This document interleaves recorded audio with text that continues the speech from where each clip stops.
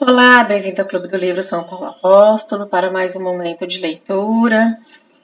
Vamos continuar o capítulo número 7. Vamos ver se nós consigamos encerrar o momento A. E de início vamos pedir a intercessão da Virgem Maria para que ela nos ilumine e nos dê inteligência através do Espírito Santo. Em nome do Padre, do Filho e do Espírito Santo. Amém. Oração à Virgem Imaculada para antes do estudo. Debaixo do vosso patrocínio, ó Mãe Diletíssima, e invocando o mistério da vossa Imaculada Conceição, quero prosseguir os meus estudos e trabalhos literários e protesto fazê-lo principalmente a fim de servir melhor para propagar a honra divina e o vosso culto. Rogo-vos, pois, Mãe amantíssima, sede de sabedoria, que favoreçais benignas os meus trabalhos, e eu, de boa vontade, piedosamente, vos prometo que é justo.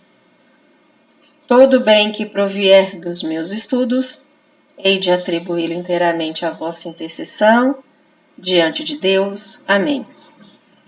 Ave Maria, gratia plena Dominus tecum, benedicta tui mulieribus, et benedictus fructus ventris tui, Iesus. Santa Maria Mater Dei, ora pro nobis peccatoribus, nunc et hora mortis nostrae. Amém. Em nome do Padre, do Filho e do Espírito Santo. Amém. Então vamos lá, o capítulo número 7. Nós vamos iniciar agora. Peguem o seu PDF. Vamos acompanhar, fazer as nossas anotações. Então vamos lá. No momento A, como eu expliquei para vocês, ele é subdividido, né, em momentos. Então nós estamos continuando a leitura. 7.5, conciliar em vez de opor. Uma condição essencial para aproveitar bem as leituras, sejam correntes, sejam geniais, é procurar sempre conciliar seus autores em vez de contrapô-los. O espírito crítico tem suas aplicações. Pode ser que precisemos destriçar opiniões e classificar homens. O método por contraste deve, então, ser utilizado e exige unicamente que não o forcemos. Mas quando se trata de formação, de uso pessoal, ou mesmo de exposição doutrinal, o procedimento é outro. O que interessa, então, não são os pensamentos, mas as verdades. Não são os combates entre os homens, mas a sua obra e o que dela permanece. Nesse caso, insistir indefinidamente sobre as diferenças é vão. Procurar os pontos de contato é a investigação fecunda. São Tomás nos dá aqui um exemplo admirável. Sempre esforçou-se por aproximar as doutrinas, esclarecê-las e completar umas com as outras. Aristotélico apoia-se em Platão, sem ser agostiniano. Faz de Agostinho seu alimento constante, tendo declarado Averroes um depravador do peripatetismo. Não deixa de chamá-lo um espírito sublime, precarum ingenuum, e cita-o frequentemente. Quando comenta, procura extrair do texto sua mais pura verdade ou sua maior riqueza, dizendo o que devemos ver nele, fechando caridosamente os olhos para os que possa ter de reprovável. Ninguém está tão distante desses revisores que só leem para encontrar erros de impressão. Quem quiser adquirir, no convívio com os autores, não atitudes de combate, mas a verdade e a perspicácia, dele cultivar esse espírito de acomodação e de diligente coleta, o espírito da abelha. O mel é feito com diversas flores. Um procedimento de exclusão, de eliminação sumária e de escolha limitada prejudica infinitamente uma formação e revela no espírito que é tentado a praticá-lo uma tara de funesto augúrio. Todo indivíduo que não é criador, escreve Goethe, tem um gosto negativo, estreito, exclusivo, que acaba por despojar de sua energia e de sua vida o ser criador. Uma inteligência assim constituída fica diminuída. Em vez de olhar para tudo do ponto de vista universal, acaba caindo no espírito do sectarismo e da maledicência. Nem todos os maledicentes estão nas soleiras das portas. Eles também são encontrados ao longo da história da filosofia, das ciências e mesmo da teologia, e tem muitos imitadores. Suba mais alto. Você que procura a verdade, sempre disposto a reconhecer sua face, não jogue uns contra os outros, os seus servidores, nem esses anjos incompletos, gênios parciais que a verdade visitou sem fazer neles sua morada. Sobretudo, em relação às maiores, é uma espécie de profanação. Assumir uma atitude querelosa, entristeçamo-nos com os seus erros, mas não os massacremos. Façamos pontes, não cavemos fossos entre suas doutrinas. Há uma grande luz na descoberta de relações em que ligam secretamente as ideias e os sistemas mais disparatados. Dedica-se a esse trabalho de reconstituição da verdade integral, em meio à sua deformação, é muito mais fecundo do que uma crítica perpétua. No fundo, se soubermos utilizá-los, os grandes homens permitem que nos comuniquemos com as mesmas verdades essenciais. Não digo que todos eles o proclamem, mas todos colocam-nos em perspectiva que permitem ver essas verdades, conduzem-nos ou mesmo impelem-nos inexoravelmente a elas. Parece combater entre si e dividir a ciência, desunir o espírito humano. Na realidade, convergem. As colunas de um templo assentam-se sobre as lajes, afastam-se, agrupam-se em vigas distantes, mas elas pressionam os arcos uns em direção aos outros e, através de numerosas nervuras, acabam formando uma só abóboda. Encontrar esse abrigo é refugiar-se nele, é o que convém à sua vocação. Você que busca não o ruído, o choque dos partidos, a contenção ou a excitação factícia da inteligência, mas unicamente a verdade. 7.6 Apropriar-se e viver. Vou tomar uma água aqui.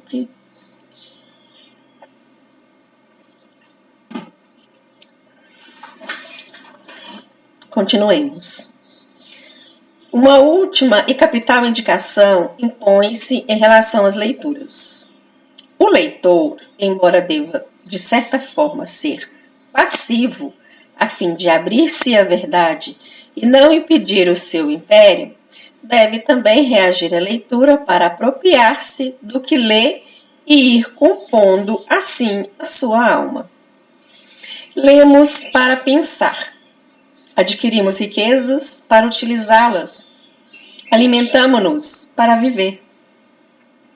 Já condenamos o eterno leitor que vai pouco a pouco caindo num hábito mecânico, num automatismo erudito, que não é mais um verdadeiro trabalho. Mas não é preciso ser um leitor voraz para cair nessa passividade. Muitos leem como se tricota. Abandonado a uma espécie de indolência, seu espírito assiste ao desfile das ideias e permanece inerte. Como um pastor sonolento observa a água correr, o trabalho, portanto, é vida. A vida é uma assimilação e a assimilação, uma reação do organismo vivo ao alimento. Não basta colher no tempo certo, reunir o trigo em feixes e, por fim, assar o seu pão. É necessário transformá-lo na própria carne, pois é somente para isso que servem os magníficos grãos.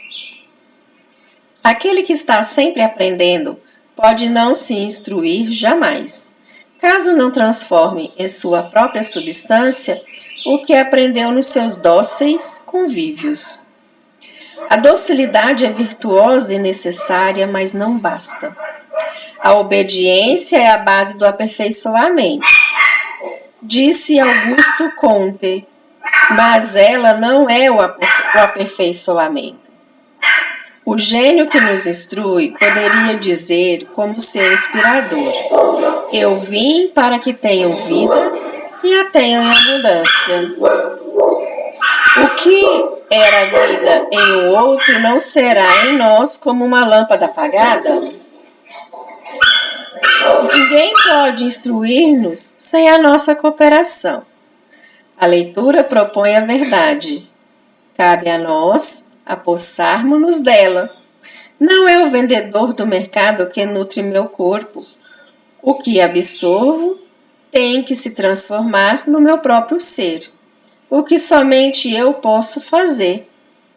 Pela doutrina, escrevia Boécio, o espírito do homem é apenas incitado a saber. Santo Agostinho dissera antes dele: um homem está para o ensinamento como um agricultor está para a árvore. São Tomás, descendo mais profundamente no tema, observa que a palavra ou a escrita não atingem diretamente o espírito. Seu único papel, por meio dos sons e dos signos, é dar à alma uma matéria. O som ressoa, a luz vibra, nossos sentidos percebem e comunicam o sinal, e por um movimento inverso, esse sinal, que proveio da ideia, tem a missão de provocar uma ideia semelhante. Mas em tudo isso, os espíritos não se unem. Os sinais de alguém só chegam indiretamente ao contato com um outro, e o que faz ciência não é o sistema de signos que nos é proposto, mas o trabalho de nossa própria razão sobre esses signos.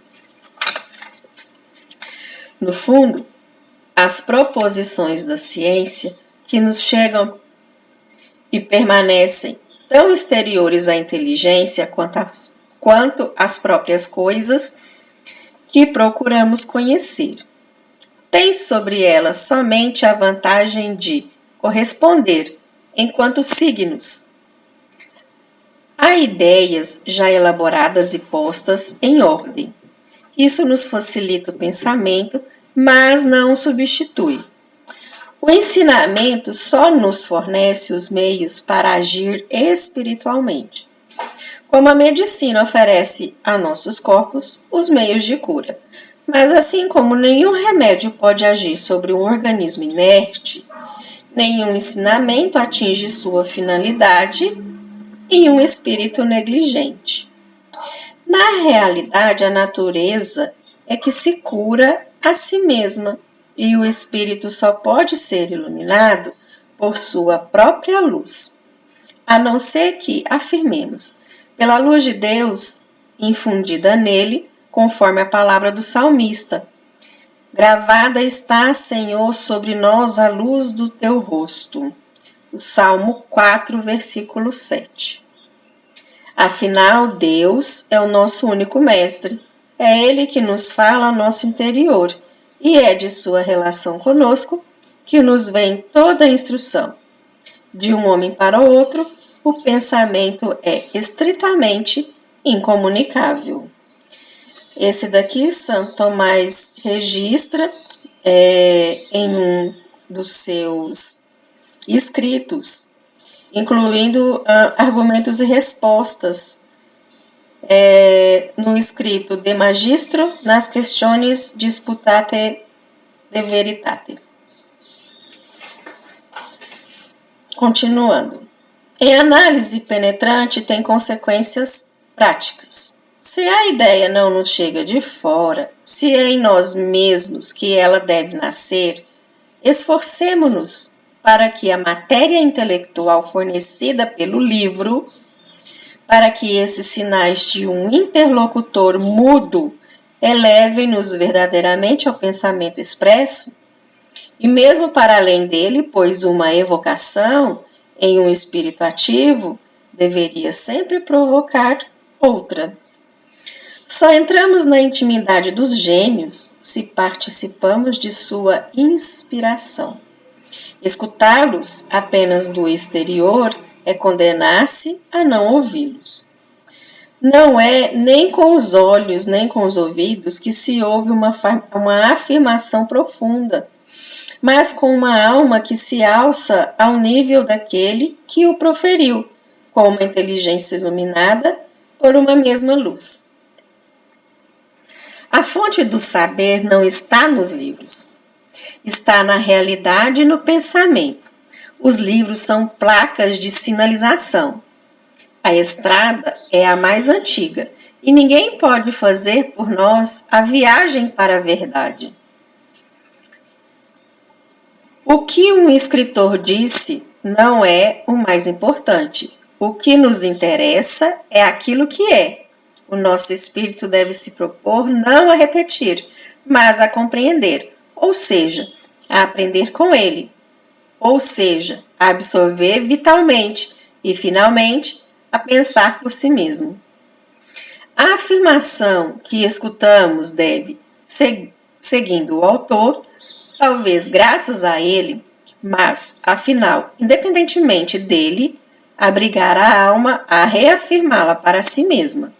Temos que recriar toda a ciência para o nosso próprio uso.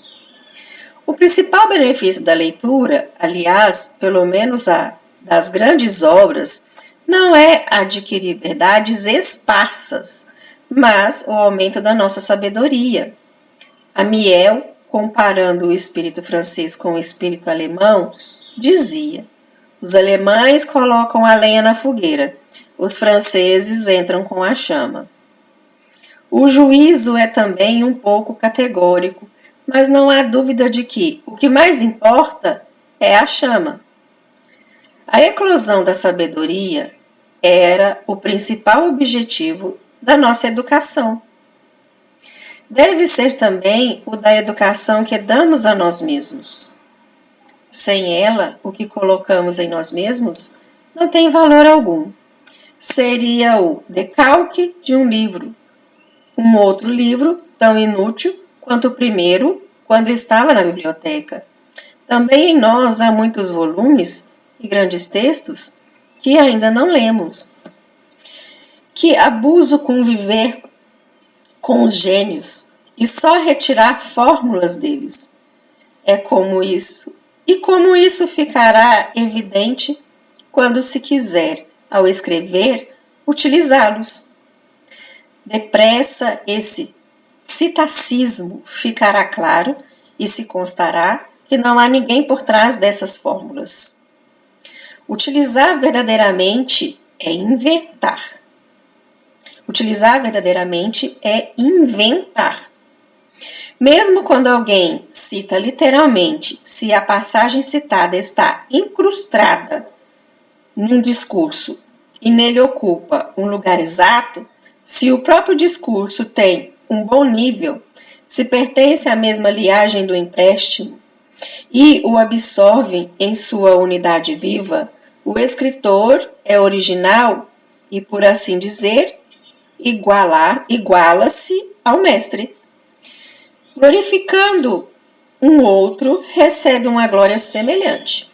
A citação é para você como a palavra que o dicionário fornece e que, entretanto, você cria, como a alma cria seu corpo. São Tomás cita assim, Bossuet também, Pascal também. E nós que nos dedicamos às tarefas muito humildes, devemos aplicar as mesmas leis do Espírito. A verdade é o ancestral de todos os homens. A sabedoria convida a todos. Não devemos deixar apenas as maiores o monopólio das grandes citações. Perante os gênios, somos apenas crianças, mas crianças herdeiras. O que eles nos dão é nosso, pertence à eternidade. Também eles o receberam. O que estava diante deles é que está acima de nós. O que Deus preparou para todos. É isso que devemos contemplar enquanto eles nos falam. A originalidade tem esse preço. E se um dia nossa sabedoria crescer, conseguiremos fazer uma obra original no bom sentido do termo. Em uma produção verdadeiramente pessoal, a leitura serve apenas para estimular, para nutrir nosso próprio ser, e não nossas páginas. Há nisso um sentido novo do que eu dizia há pouco. Encontrar nos livros o que não está lá. Entradas para penetrar os novos domínios. Se só podemos chegar por nós mesmos ao conhecimento comuns, como muito mais razão só contribuiremos com nossa cota de pensamento novo por nosso próprio esforço. Quando leio, gostaria de encontrar no livro um ponto de partida favorável, para em seguida abandoná-lo. Libera-me dele com um sentido de uma dúvida. Desculpem. Vou repetir. Quando leio, gostaria de encontrar no livro um ponto de partida favorável, para em seguida abandoná-lo, liberar-me dele com um sentimento de uma dívida. Tenho o dever de ser eu mesmo. Para que eu repetir outro? Por pouco que eu seja, sei muito bem que Deus não faz em vão nenhum dos seus espíritos. Nem mesmo as coisas naturais ele faz em vão. Obedeço meu mestre ao me tornar livre. Eu vivo, não sou um reflexo, e desejo uma vida fecunda. O que não engendra não é que minha leitura permita-me engendrar meu pensamento à semelhança não do meu inspirador, mas de mim mesmo. Esta é, penso eu, a palavra final sobre a questão dos livros. Um livro é um sinal, um estimulante, um auxílio, um iniciador, não suplente e nem um grilhão. O pensamento deve ser nosso. Lendo, não devemos ir até nossos mestres, mas partir deles. Uma obra é um berço, não um túmulo. Fisicamente nascemos jovens e morremos velhos. Intelectualmente, devido à nossa herança secular, nascemos velhos. Tratemos de morrer jovens. Este é um pensamento do padre Tourville, que aplicava a ciência natural. Os verdadeiros gênios não quiseram acorrentar-nos, mas libertar-nos. Se nos quisessem escravizar, deveríamos fugir deles, defender-nos dessa invasão, que tanto mais aniquila, quanto menos somos capazes de lutar com nossas próprias forças. Saibamos emancipar nossa alma. Quanto mais o pensamento proceder do nosso íntimo, do que é nós, é incomutável, mas ele refletirá o homem, e mais os outros homens vão se reconhecer nele. O respeito humano afasta e a espontaneidade aproxima da humanidade. As repetições feitas abertas ou dissimuladamente tornam-se logo enfadonhas. Quando alguém fala apenas do que leu, disse Schopenhauer, não é lido por ninguém. Trabalhamos em suma, nós e a verdade, nós e Deus. Nosso modelo é o pensamento criador. Os gênios são uma sombra dele. Ser sombra de uma sombra é uma degradação para quem, pequeno ou grande, é um fato espiritual incomparável, inédito e único nesse mundo. O homem é múltiplo e nós somos um dos seus exemplares. Deus está em nós. Saibamos honrar o homem em nós e assim respeitar Deus. Fechamos aqui esse momento A, que fala da leitura, né? As escolhas dos livros, né? Como ler. E eu quero encerrar aqui deixando realmente para a gente estar meditando, né? A vida intelectual na busca da verdade, porque nós sabemos que a verdade é uma pessoa.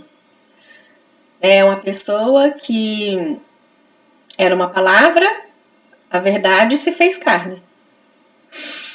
E eu quero deixar aqui, eu gostei muito, né, deste pensamento, né, do padre Torville, né, que fisicamente nós nascemos jovens e morremos velhos. Intelectualmente, devido à nossa herança secular, nascemos velhos e tratemos de morrer jovens. Porque são justamente as experiências no cotidiano de nossa vida que vai nos trazer esse intelecto. O qual não é gratificante conversar com um idoso e realmente prestar atenção nas palavras dele, né?